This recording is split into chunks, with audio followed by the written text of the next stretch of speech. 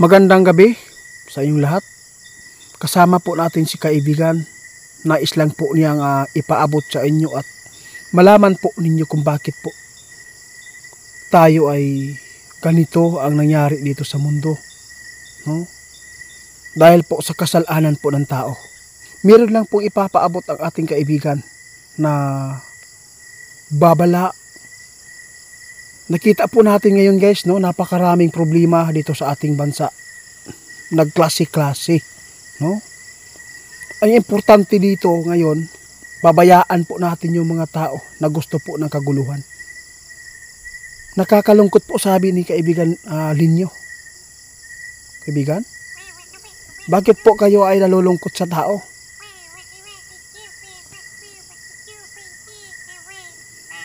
Sabi ng ating kaibigan guys, alam mo ba itiit?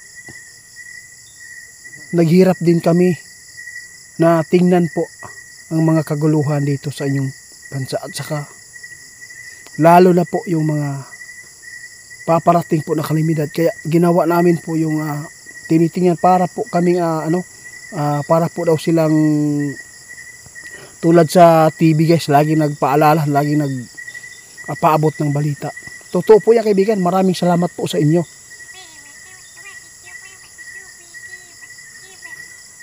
Sabi ng ating kaibigan, nakakalungkot po iti at isipin. Kasi po, mayroong mga tao na gusto po ng katahimikan. No? Pero mas marami ang mga tao na gumagawa po ng kasamaan. Kaya, kung bakit po tayo guys nadadamay sa mga tao na mga masasama na mga ginagawa. No?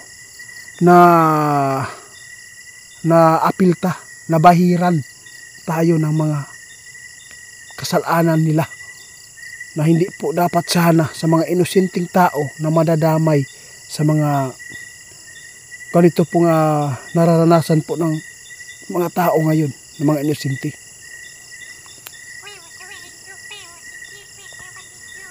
Oo, meron lang po siyang ituturo guys kaibigan, no? Pabayaan po natin yung ibang tao kung hindi po sila magbago. Ang importante ngayon na dapat po ay maging alerto tayo sa mga tao na mga demonyo. Guys, alam mo ba kung bakit po nasabi ng ating kaibigan? Pasama ng pasama ang mundo natin. Sa lahat po ng naghahanap, no? Sabi po ng ating kaibigan, kung sino man po yung nagtatanong kung saan po daw yung impyerno, sinabi po ng ating kaibigan, ito ang gagawin po na impyerno ng Panginoon. Dahil dito sa mundong ito, milyon-milyon na mga tao, ng mga masasama. Kaibigan,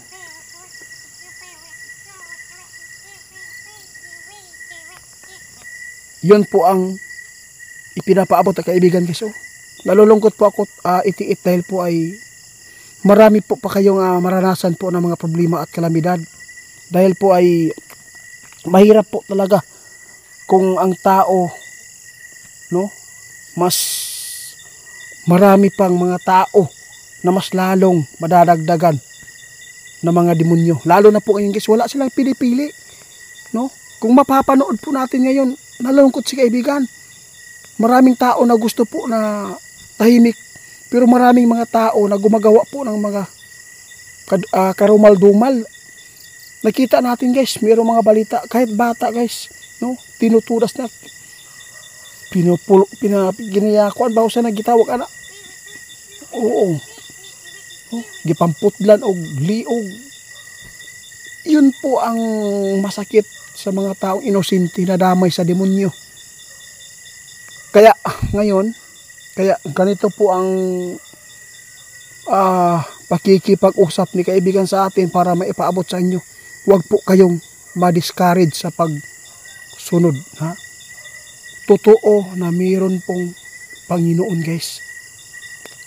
Isipin natin yung LA, no? Napakayaman na bansa yan. Di ba kaibigan? Isang pitik lang. No? Maraming inosente po doon na nadamay. Dahil po sa mga tao na masama. Kaya dapat po ngayon, yung ipinapaabot ng ating kaibigan, i-focus po natin yung sarili po natin ngayon guys. Ipagpatuloy po ninyo ang pagdadasal at saka alam ko meron tayo mga kasalanan, no? Kakulangan.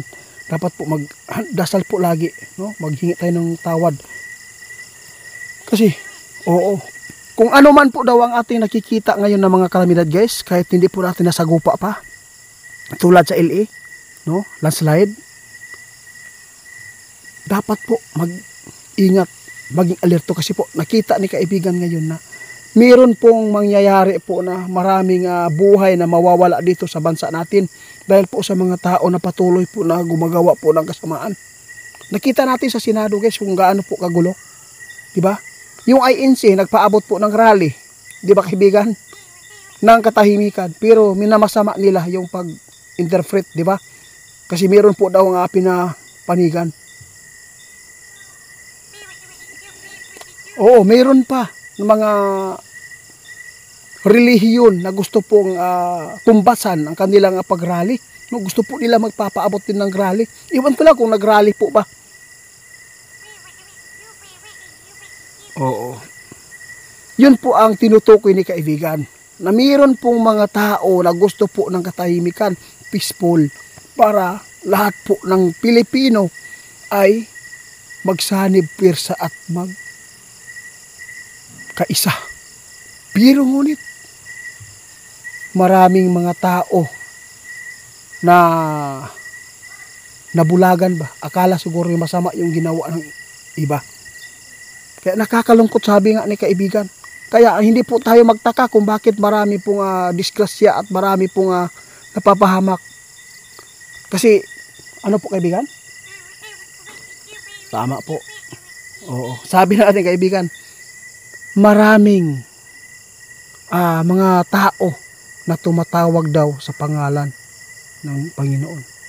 Pero hindi nila alam kung sila po ba ay kilala ng Diyos. Kasi po, pangalan lang po yung binanggit, wala namang pagsunod. Ito lang po ang ating maipaabot sa inyo guys. Paghandaan po ninyo ang lindol, the big one Kasi marami po talagang mapapahamak nito. Dahil po sa patuloy po na kaguluhan, kaibigan. O, binanggit po namin guys, yung kung saan po tatama po yung big one, no? Ito po ang paalala namin nakita ng ating kaibigan na sana po ay hindi mangyari. Kung mangyari man po daw yung the big one, lindol, tsunami, hindi po porket lindol, porket big one, hindi po lahat po ng mga lugar sa Pilipinas matatamaan po ng ganyan. Swerte-swerte ito. Alam mo ba ang sinasabing swerte-swerte? Swerte daw kung ginsa matamaan diha, maugyod daw ang kawawa. Pero nakita ng ating kaibigan yung mga binabanggit po niya na mga lugar, dapat po paghandaan natin. Kaya ipinapaabot po namin guys, no, kahit po nakita natin kung gaano kasama ang mga ginagawa ng mga tao, suportado pa rin si kaibigan na iparating sa inyo. Baka po mayroong mga tao na galing po sa kademunyuhan, no? Baka magbago yung isip kaibigan.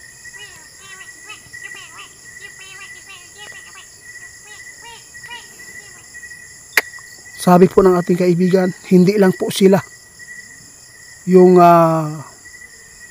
nagtanaw, no? Hindi lang po siya ang tumingin dito sa kalamidad na mangyayari ito sa atin guys. Kaya ipinapaabot po nila. Lagi po sila updated kung ano man po ang kanilang gustong ipaabot. Dahil gusto po daw nila makabawi ba. Ayaw po nila matulad tayo sa kanila. Huli ang pagsisisi. Kaibigan. Maraming salamat po sa inyo kaibigan dahil po lagi po kayong andyan. Kahit po maraming tao na grabe na guys. Kung tanaw na to guys, no? Nakakalungkot isipin natin, no?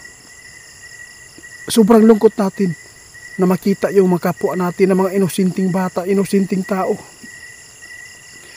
Pag na-missing yan, pag naibalita na lang, wala nang buhay.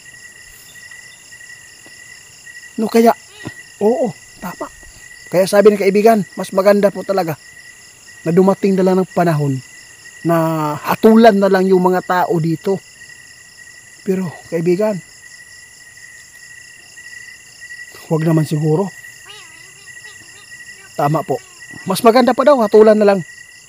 Oo. Para mamulat sila na hindi po sa kanila yung mga blessing na binigay po. No, maraming blessing po nang galing po sa demonyo na binigay po sa tao. Hindi po lahat ng binigay po, no? Yung yumaman dyan, hindi po pala sa Panginoon galing. Sa demonyo pa lang yung iba. Oo, totoo po talaga yan, kaibigan. Tinuod yun ang mag-iingon. No? Huwag kayong ma-discourage po daw guys, sabi ng ating kaibigan. Kahit makikita natin, kahit mahirap kayo, huwag po natin isisi. No? Kasi mayroong purpose. Magtiyaga lang. Tama. Nalulungkot talaga si kaibigan guys. Parang umiiyak po talaga siya.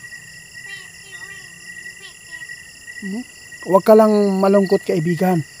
Ang importante dito, nakagawa kayo ng kabutihan, no? Na ipaabot po natin sa mga tao na sana yung video ito mayroon pong madaanan, no? Na mga tao, na mga inosente ba na nakalimot na. Kaya hanggang dito na lang muna yung pagkikipag-usap ko guys. I-encourage ta mo na ipagpatuloy po natin yung kabutihan. Kahit nasa kikita po natin. Basta huwag kayong magkampante. Kahit pa kapitbahay ninyo yan. Kasi ang demonyo lagi pong nandyan. No? Para matuklaw tayo. Huwag po tayong magkampante. Lalo na maraming krimen po ngayon na nangyayari. Salamat kaibigan sa inyong advice. Lalo na sa tsunami na ipinapaabot po nyo. Kasi meron na po mga sign guys na pagyanig. Kasi natakot ating kaibigan.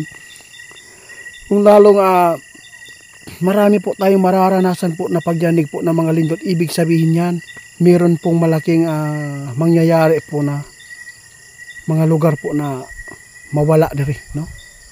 Lalamunin ng trahedya.